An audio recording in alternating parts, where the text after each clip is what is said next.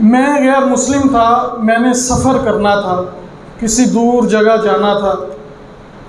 तो अब खाना वगैरह मैंने इकट्ठा किया। साथ में अब मुझे बुत भी रखना था, क्योंकि मैं बुत की पूजा करता था।